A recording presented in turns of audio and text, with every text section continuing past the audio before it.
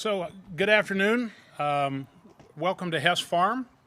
We're Jeff and Cindy Harding, the owners here, the current stewards of this property. I want to start out by welcoming you all today, and certainly welcoming Governor Wolf.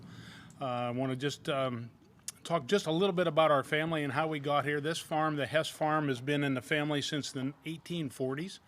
The house was built in 1837, the barn probably about the same time. Our kids were the seventh generation to be on this farm and help work the cattle, take care of this land. We really believe as farmers that we're stewards of the land. We don't own the land, we just work it. We take care of it. And one of the things that we value about the Pennsylvania programs is we took advantage of the first what do we call it? Succession planning. The succession planning grants that they had to help transfer that process to our children. So hopefully one of them and their kids will be back here sometime in the future. So we do welcome you all. It's exciting to have Governor Wolf here. It's really exciting that he brought this rain. We haven't had rain in quite a while, so we're very happy to see that.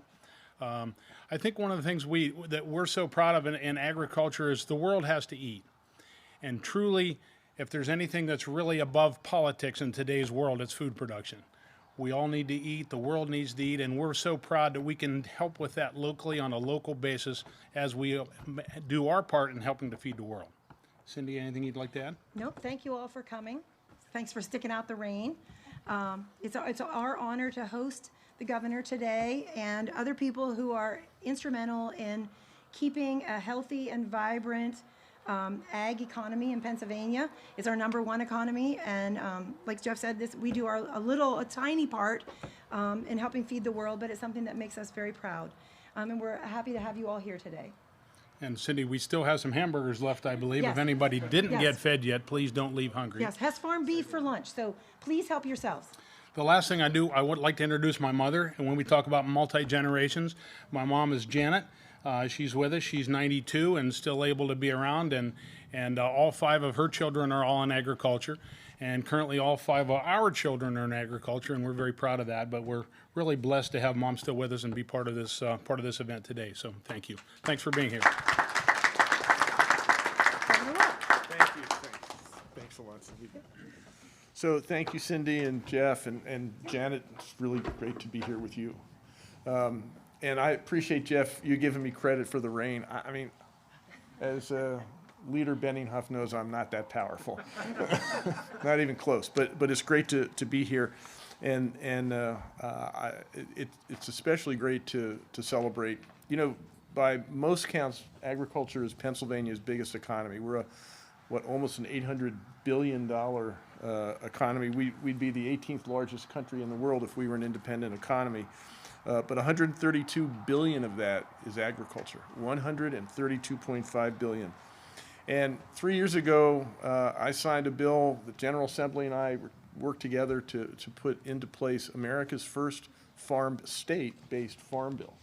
And that farm bill is what you were talking about. You were able to use some of that money to invest in the succession planning, which is a really big deal in Pennsylvania. We were talking earlier, Pennsylvania farms, we're actually lucky. We have one of the youngest set of farm owners in the United States, of any state in the United States.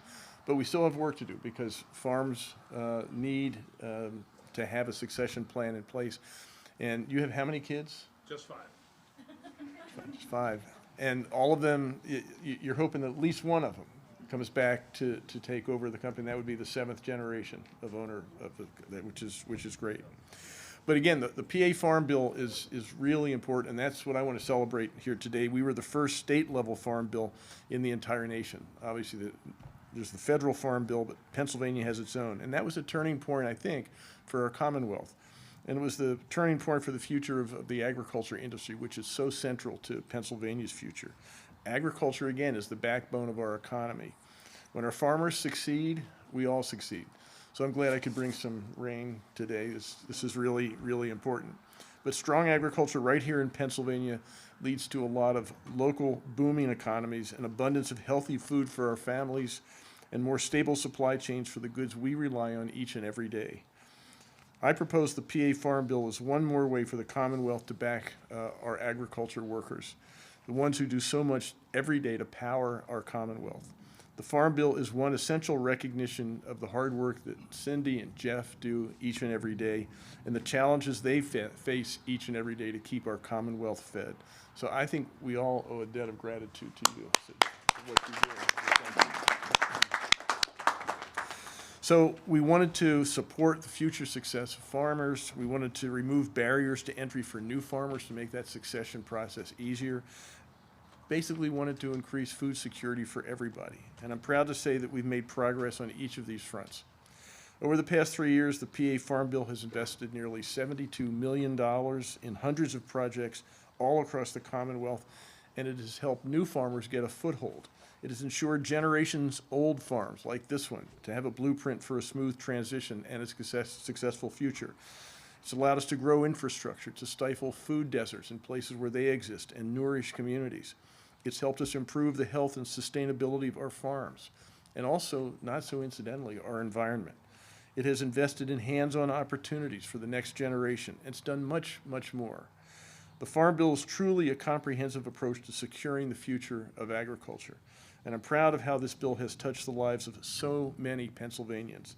In addition to needed support for traditional agriculture and existing family farms, these programs have supported a whole array of necessary diversity in our agriculture industry by, once again, lowering barriers to entry for farmers. It's also done stuff for urban agriculture. So again, agriculture is the cornerstone of our economy, it's the cornerstone of our Commonwealth, and the key to our future.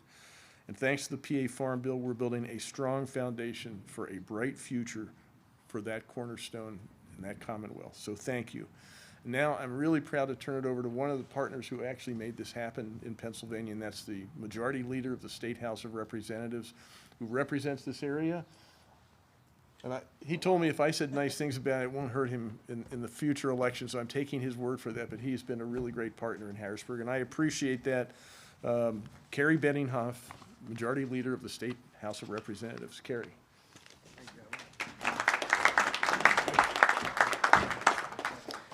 Thank you, Governor. We do appreciate you coming here to Happy Valley. Maybe we'll call it Hardy Valley today. But, well, it doesn't keep us from going down. We had a Farm Bureau dinner not too long ago that poured down rain, and everybody continued eating no matter what was happening.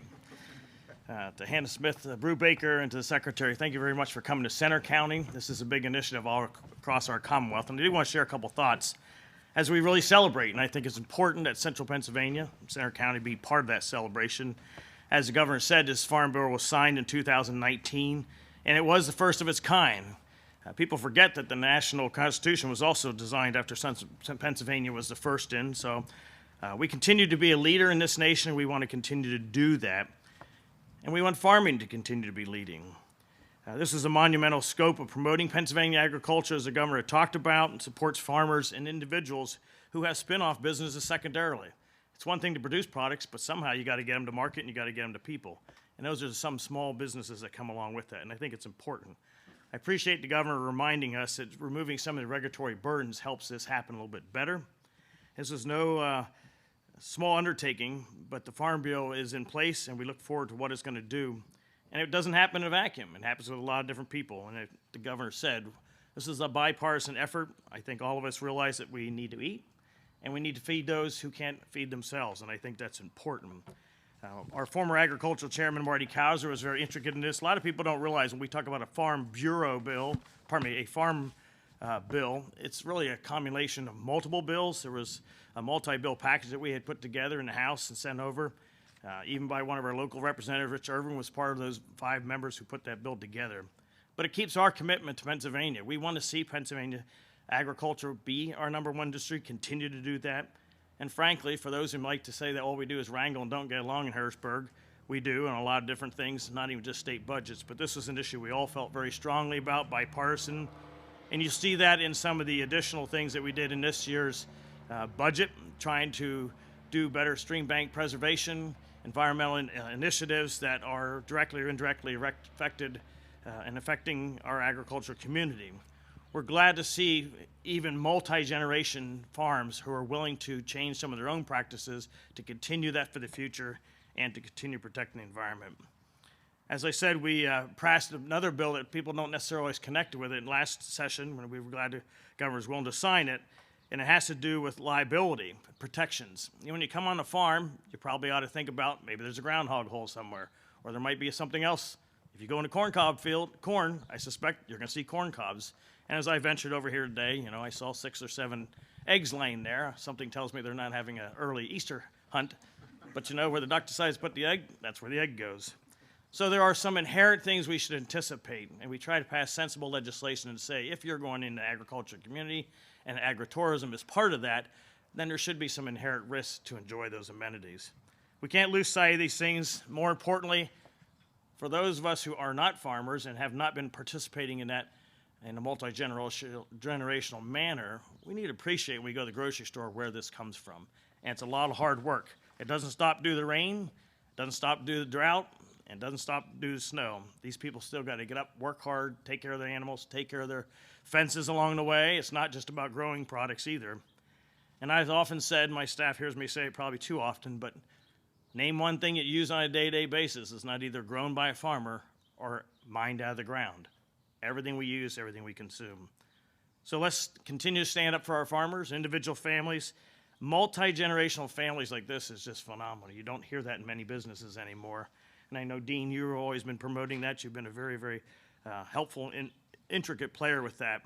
And even as we tried to address things like the avian flu, when we had the problem with the honeybees, we take for granted that it just happens every day, but it doesn't. So I'm honored to be here, honored to honor the Harding family and the Hess family, real stalwarts here in Pennsylvania and Central County. So thank you very much for joining us.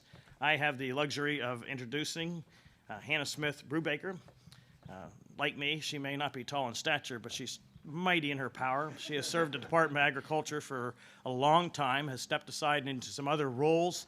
I was most impressed with her because she's not about titles. She's not about statues in her name.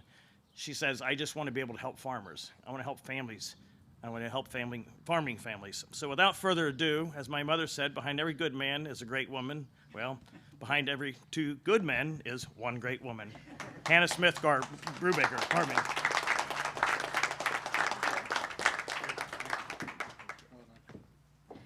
Thank you so much. My name is Hannah Smith Brubaker, and I farm just south of here in Juniata County. My children are in college, and if they decide to farm, they will be 11th generation to farm within 15 miles of our farm. We've also been certified organic since before the USDA took over the program. So we have a long history there, and we're very proud that our children are involved in the farm. I also lead PASA Sustainable Agriculture, which is a network of 20,000 farmers and change makers, all committed to the tenets of ecologically sound farming practices. As we heard just a moment ago, really farmers are the stewards of our land, and that can't be forgotten.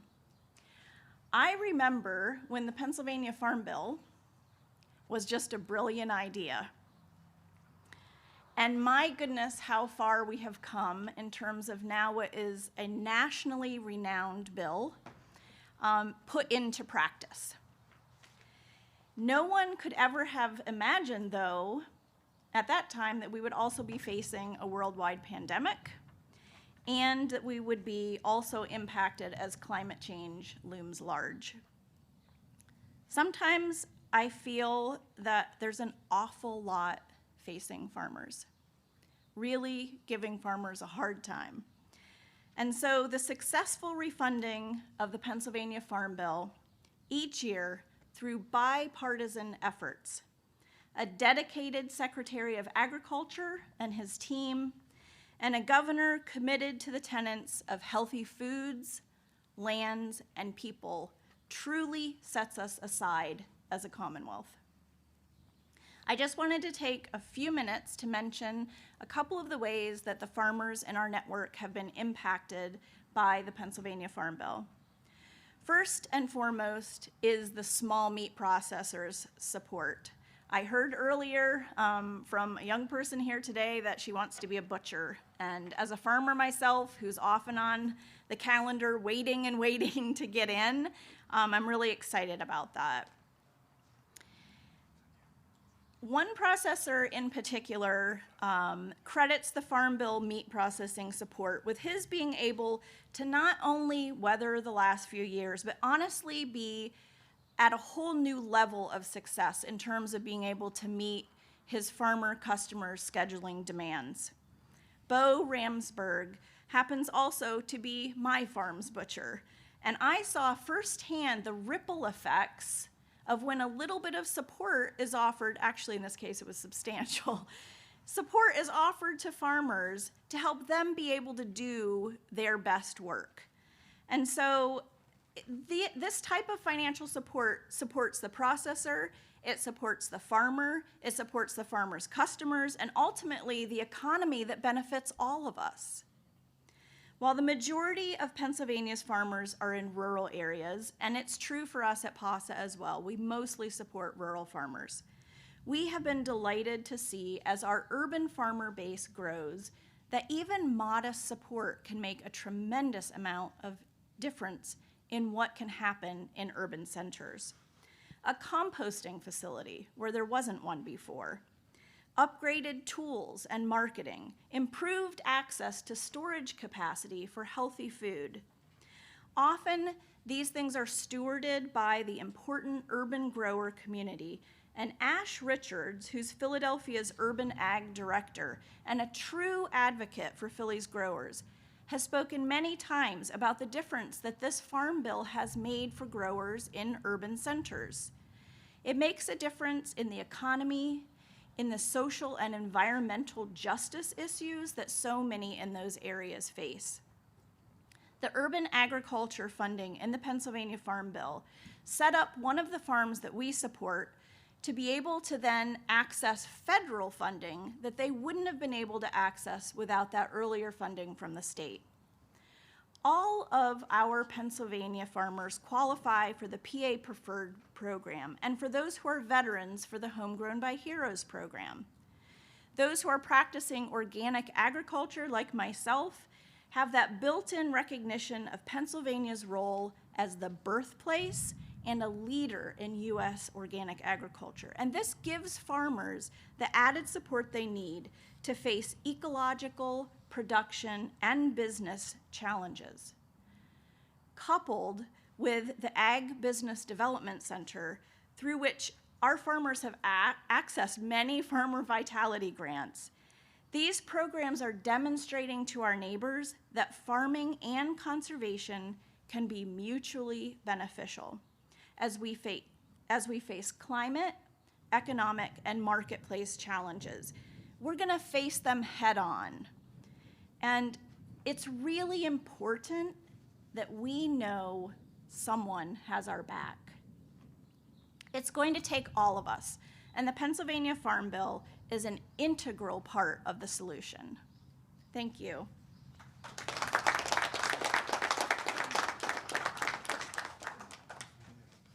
If I was supposed to introduce you and I didn't know it, I'm really upset about that. No, you're good. I think we just stop there. Right? I think you've said it so well. I would just mention, it was mentioned that I was with the Department of Agriculture, and I was so honored to serve with the Secretary for the first 2 years in Governor Wolf's administration. And those years were so formative for me in terms of doing exactly what we're doing today and what Secretary Redding does every day. Gets out, talks to people, listens to them, understands. And the Farm Bill is a response to that. So thank you. Great. Thank you, Adam. Thank you very much. And, you know, there's always comfort in standing in a barn, right? I mean, I say it all the time. When you're in, there's just sort of there's a sense of humility, right? You understand that we're here because of generations of others, right, who have made decisions, and it is amazing, right, to be able to stand here and talk about the future of in a barn that has withstood the test of time and seasons and wars and civil war, right? And you come here understanding that that is all stock, right, to what it is that we celebrate and why, you know, the Farm Bill is and will always be from my perspective, one of those transformative moments in public policy, right? Because it's not about simply what we enjoy today in terms of, the food system. It is a vision, right? It is looking forward. So I want to say thank you first to Cindy and Jeff and Janet. Thank you for your care and stewardship and the work that you've done with the Dairy Princess program over the years. I don't know the number of years, but a lot of them, yeah. We'll just take it as a lot of years, but again, influence on young dairy leaders. The other part of comfort comes from being with the 4-H and FFA members here that are inspired to talk about ag, to lead ag, to look at all of its dimensions and find their path through that. And that's also inside of what we envisioned with the Farm Bill. So to be here on this day, on the 4th anniversary, celebrating what was an idea, a concept. And I want to say thank you to Governor Wolf, who, through the course of early conversations before he was actually governor, he was elected governor, but not governor, and before I was secretary, I had this wonderful conversation about what is agriculture in Pennsylvania.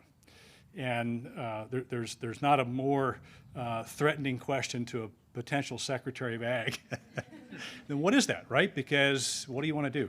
It's this great conversation about sort of what we see in Pennsylvania based on what is here, the deep roots of stewardship, but also the future that we saw and see in agriculture. And from that, many great conversations, but the principles that were identified by the governor some years ago, the legislative, embodiment of the pieces that have been part of that conversation, and Leader Benninghoff, and full credit to the House and Senate members, both in the Ag Committee, but really beyond that, bicameral. And I think it's really respects sort of what we know to be sort of the culture of this industry, right? It is about a bipartisan spirit. We know we all eat. We understand the complications of keeping agriculture here.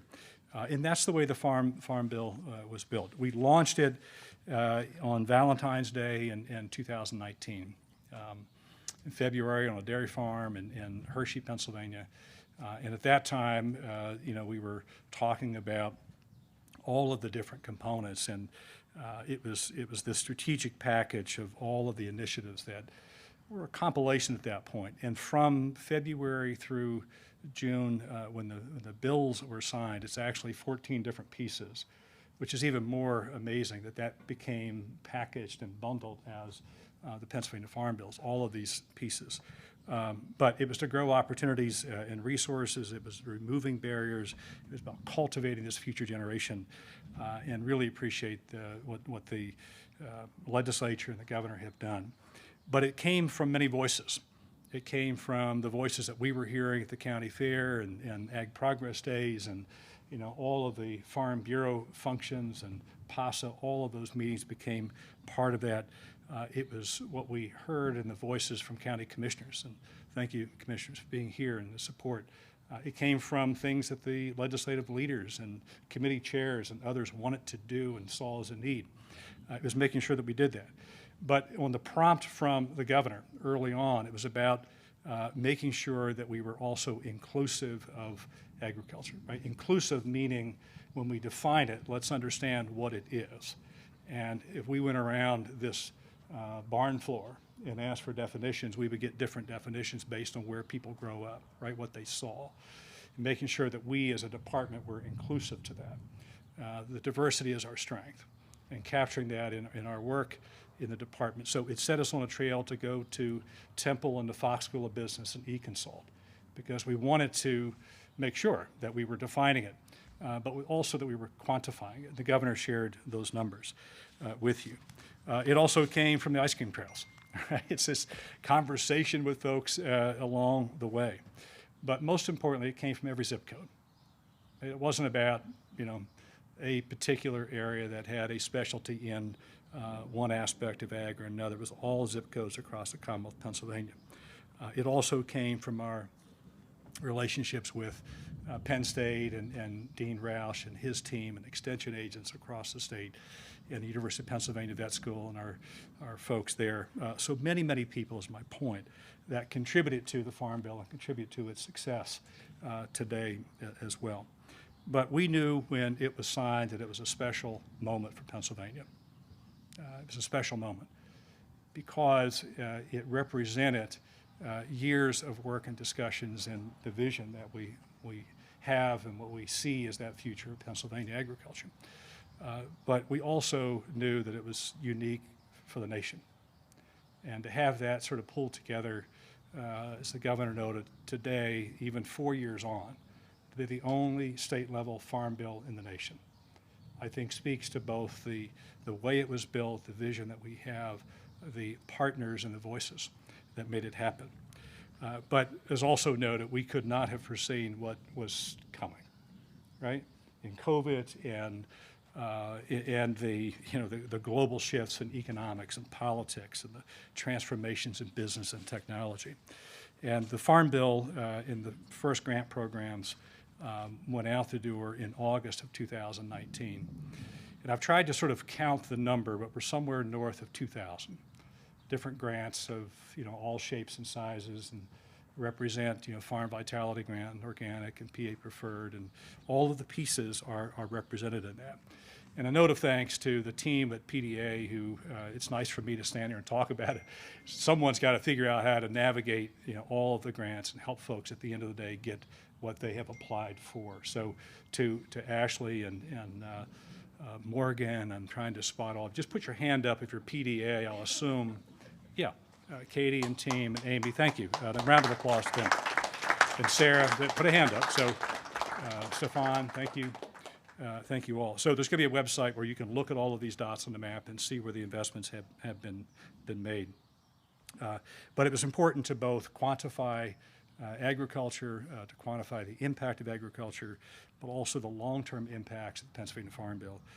So over the last 4 years, we've had the chance to travel the state and see it. Hannah has shared some of that with you, but what I'm particularly proud of is it's the first generation and 10th generation. It's the Amish and the English, right? It's the forest and the livestock and the plants. It is black and it's white and it's Asian. It is so many things that give us, I think, all sort of a reason to celebrate agriculture, and we see the diversity of it. But we saw it in the ag and youth grants, and when a school gets a hydroponic system, they see what the governor and I saw at Bowery Farms in Allentown a couple of weeks ago. Right? It's that future-looking technology, genetics, the people, the skills. We saw it in Grow Pittsburgh. Right? We were out looking at what they can do with apprenticeship programs in urban areas. We saw it in the Erie School District, where because of an individual who felt like food and nutrition in the cafeteria of that school is an important message in their school, that now has a garden, that now has it integrated into curriculum, is because of the Farm Bill. And as the leader in Erie would say, they will be better students, but ultimately better citizens for what they know. The Lancaster County farmer who's doing the conservation work, and then bringing it home here. It's the work that Cindy and Jeff and the Harding family are doing, right? It's the tough decisions about where to from here, right? How do you navigate the next generation, and the decisions to make sure that it both works for this generation, but ultimately makes sense for the next one. And that is really tough work. We'll wrap this up. But just to say again, thank you to the Hardings. It's really gratifying.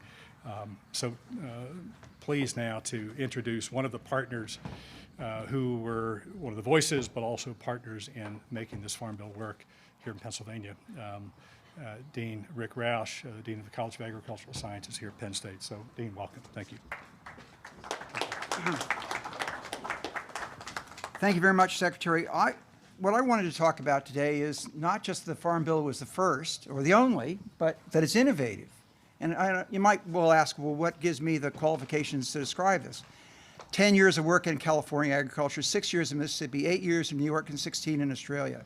It's given me a pretty good opportunity to be steeped in how various governments try to approach doing something for agriculture. And so the thing I like about this farm bill, without throwing too much shade on another famous farm bill, is it's not only comprehensive, but it's focused on the key things. I'll just run down through a few. I have to consult notes for this.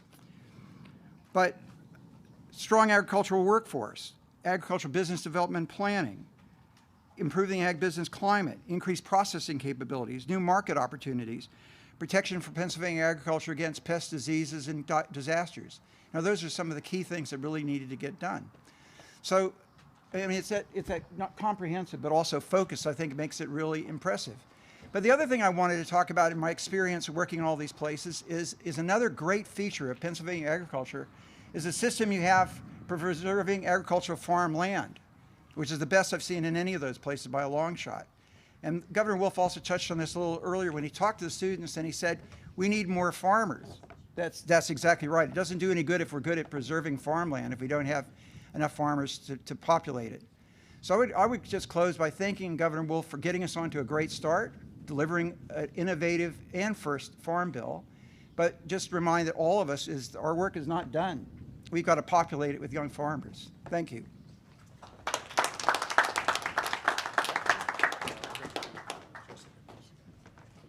Good afternoon, everyone. My name is Jessica Herr, and I have the privilege of representing the state of Pennsylvania as their National FFA Officer Candidate. FFA is a student-led organization which crosses the entire nation, which focuses on building leaders in the agricultural industry. So to be here today representing Pennsylvania, celebrating having the only statewide farm bill in the entire nation is an incredible privilege and a joy. I believe in community, and I believe that the agricultural industry believes in community. I'm a fifth-generation farmer living off of a dairy, poultry, and crop farm in Lancaster County, Pennsylvania. And my experiences on the farm have allowed me to watch as farmers lend a helping hand to one another when times are tough and celebrate their neighbors when times are really good. The Pennsylvania Farm Bill is a win for Pennsylvania agriculture. It was mentioned earlier that we get to witness agriculture in every zip code of the state. It just looks a little bit different depending on where we are. We celebrate Pennsylvania agriculture and celebrate the heritage and the legacy of generational farmers like myself or the Hardings that we're visiting here today, and how the Farm Bill creates opportunities like farm vitality grants to keep that generation and that heritage alive. But the Pennsylvania Farm Bill has also created opportunities for youth just like myself and our 4-H state officers here today to be the next generation and be the future of the agricultural industry, to continue to build that community that we all get to call home. It's been an honor for each of us to be here today celebrating the Pennsylvania Farm Bill, and we're excited to see where the next few years of it are going to take us. Thank you.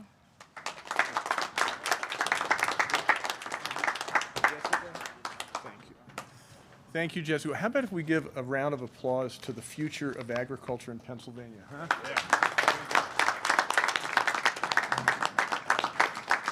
So, thank you. I would just like to point out that I believe I am the only governor in the history of Pennsylvania to have been an agriculture extension worker. Is that true? So this is important in so many ways, and I recognize how important it is that we do all we can do at the state level to support agriculture. So now I'll be happy, and Leader Benninghoff and I would be happy to take questions. Any questions? All right, that was easy. Thank you very much.